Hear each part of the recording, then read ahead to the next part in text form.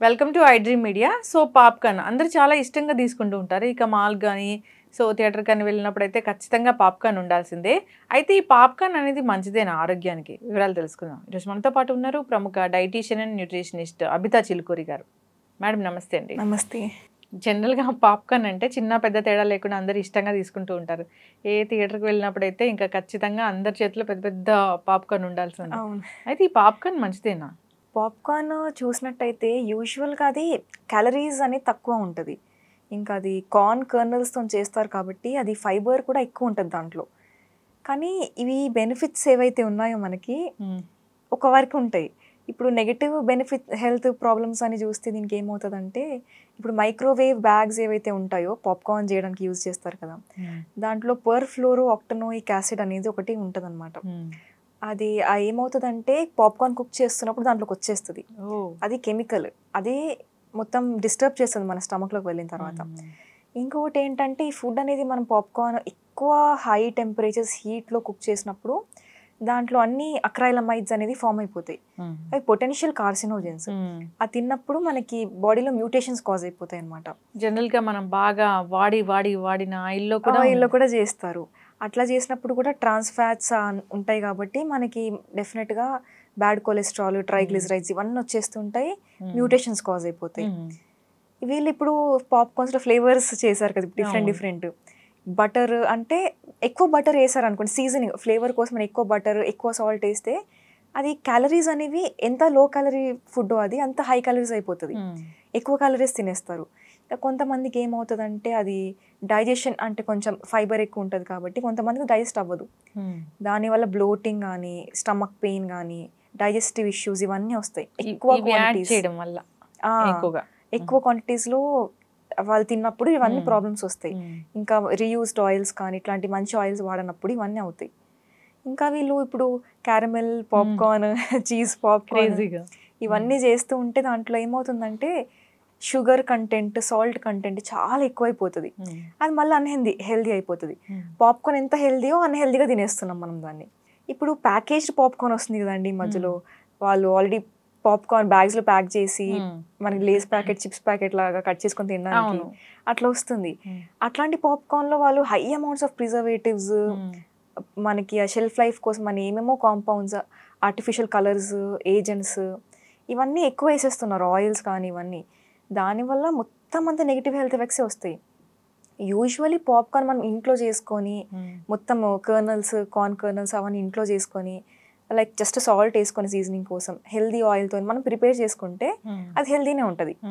కానీ అది కూడా మళ్ళీ ఓవర్ ఈటింగ్ ఎక్కువ క్వాంటిటీస్లో తింటే మళ్ళీ నెగిటివ్ ఎఫెక్ట్స్ వస్తాయి. కాబట్టి కొంచెం తక్కువ క్వాంటిటీస్లో పోర్షన్ కంట్రోల్లో పాప్కార్న్ ఎప్పుడైనా రిక్రియేషన్ యాక్టివిటీస్, అప్పుడు మనం మూవీ చూస్తున్నాము, ఏమైనా సిరీస్ చూస్తున్నాము, దేనికోసమైనా లైక్ తినాలనిపిస్తే తినచ్చు. డెఫినెట్గా న్యూట్రియన్స్ ఉంటాయి దాంట్లో, ఫైబర్ ఉంటుంది, మనకి కానే కాబట్టి మంచి న్యూట్రియన్స్ ఉంటాయి దాంట్లో. ఈవెన్ డయాబెటీస్ వాళ్ళు కూడా తినొచ్చు సాల్ట్ తక్కువ వేసుకుంటే. దాంట్లో ప్రాబ్లం ఎక్కువ అవ్వదు, ఫైబర్ ఎక్కువ ఉండడం వల్ల వాళ్ళకి షుగర్ స్పైక్ అవ్వదు ఫాస్ట్గా. వాళ్ళు కూడా తినొచ్చు డయాబెటీస్ వాళ్ళు పాప్కార్న్, మంచి హెల్దీ స్నాకే వాళ్ళకి కూడా. కానీ దాంట్లో మనం ప్రొవైడెడ్ కండిషన్స్ ఉన్నాయి. మనం ఇంట్లో ప్రిపేర్ చేసుకున్న పాప్కార్న్ అయి ఉంటే విత్ ప్రాపర్ హైజీన్ కండిషన్స్ అవన్నీ మనం ఇంట్లో ప్రిపేర్ చేసుకొని తింటే బాగానే ఉంటుంది. ఈ మాల్స్లో ఖచ్చితంగా తీసుకుంటూ ఉంటాం కదా, సో అది అసలు సేఫ్ కాదు. మనకి ఐడియా లేదు కదా వాళ్ళు ఎట్లా చేస్తారు అనేది. వాళ్ళు ఇప్పుడు ఆ మైక్రోవేవ్లో పెట్టినట్టయితే ఆ పాయిజనస్ కెమికల్స్ అవన్నీ వస్తాయి. వాళ్ళు ప్యాకేజ్డ్ పెడితే అది ఇంకో ప్రాబ్లం. వాళ్ళు చేస్తే అది ఏ ఆయిల్తో చేస్తారో మనకు తెలియదు. అవును, ఇవన్నీ ప్రాబ్లమ్స్ వస్తాయి కాబట్టి మసాలాస్, బటర్ ఇవన్నీ వేయడం వల్ల మొత్తం మనకి గట్ హెల్త్ స్పాయిల్ అయిపోతుంది. సో మొత్తానికైతే ఇష్టంగా తినే పాప్కార్న్ మన జీవితాన్ని ఆగమాగం చేస్తుంది అన్నట్లు. ఎస్, ఖచ్చితంగా. సో గట్ హెల్త్ ఇష్యూస్ వస్తున్నాయి అంటే నిజంగా బయటికి వెళ్ళి ఏదైనా ఒక ఫుడ్ తీసుకుంటే మొత్తం గట్ అంతా పాడైపోతుంది. అవును. సో అది లాంగ్ రన్లో ఇంకా కాంప్లికేషన్స్ అనేవి వస్తూ ఉంటాయి. డెఫినెట్గా. అంటే ఒక్కసారి మనకి గట్ హెల్త్ అనేది స్పాయిల్ అయిపోతే అది రీగెయిన్ చేయడం మనకి చాలా కష్టం అయిపోతుంది. ఎందుకంటే ఇప్పుడు మన లైఫ్ స్టైల్స్ కానీ, మన ఈటింగ్ హ్యాబిట్స్ కానీ, మనం తినే ఫుడ్ కానీ ఇవన్నీ కూడా అంత ప్రాపర్గా లేవు కాబట్టి మనకి అది ఒకసారి పోతే రీగెయిన్ చేసుకోవడం కష్టం అవుతుంది. అందుకని రికవర్ అవుతున్నాయి మనకి ఇట్లాంటి ఇష్యూస్ అన్ని. అవును, దీనికోసం ప్రోబయోటిక్ వేసుకుంటూ ఉంటాం, ప్రోబయోటిక్స్. సో ఎంత ప్రోబయోటిక్స్ అయినా అవి కూడా ఆర్టిఫిషియలేగా. టాబ్లెట్స్. సో న్యాచురల్ ఫుడ్స్ అంటే ఏముంటాయి? న్యాచురల్ సోర్స్ ఏముంది? న్యాచురల్ సోర్స్ ప్రోబయోటిక్ అంటే బటర్ మిల్క్ ఎక్సలెంట్ సోర్స్ అనమాట. కర్డ్ కానీ బటర్ మిల్క్, మన ఇడ్లీ దోశ ఇవన్నీ ఫర్మెంటెడ్ ఫుడ్ ఉంటాయి కదా, చాలా చద్దన్నం అయితే ఇంకా బాగుంటుంది, ఇంకా హెల్దీ. అది అప్పటి వాళ్ళు చేసిన ఫుడ్డే, అప్పటి వాళ్ళ రెసిపీస్ అప్పటివే మనకి ఇప్పుడు పనికి వస్తాయి అనమాట. అందుకే వాళ్ళంతా హెల్దీగా ఉండేవాళ్ళు. చద్దన్నం అంటే జనరల్ గా ఇప్పుడు చద్దన్నాన్ని కూడా చాలా ఫ్యాషన్ గా చేస్తూ ఉన్నారు. అవును. సో జనరల్ చద్దన్నం అంటే నైట్ మిగిలిన అన్నం దాంట్లో అంతే పెరుగు వేసేసి ఓవర్ నైట్ ఫర్మెంట్ చేస్తారు. అదే అసలు ప్రాసెస్.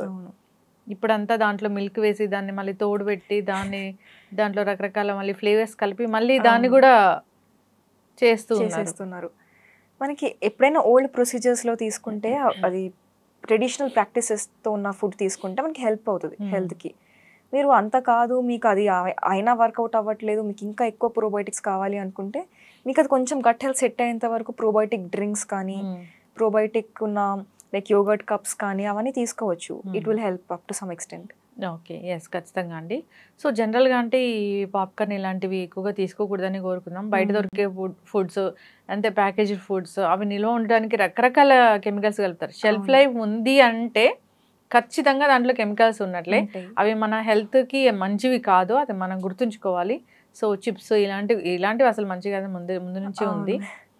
సో ఏదైనా కార్న్ మంచిదే కానీ సో దాంట్లో రకరకాల యాడ్ చేయడం వల్ల వచ్చే నష్టాలు అయితే ఇన్ని కావు. జాగ్రత్తలు అయితే తీసుకోవాలని కోరుకుందాం. చాలా చక్కటి ఇన్ఫర్మేషన్ అండి, ధన్యవాదాలు. Thank you.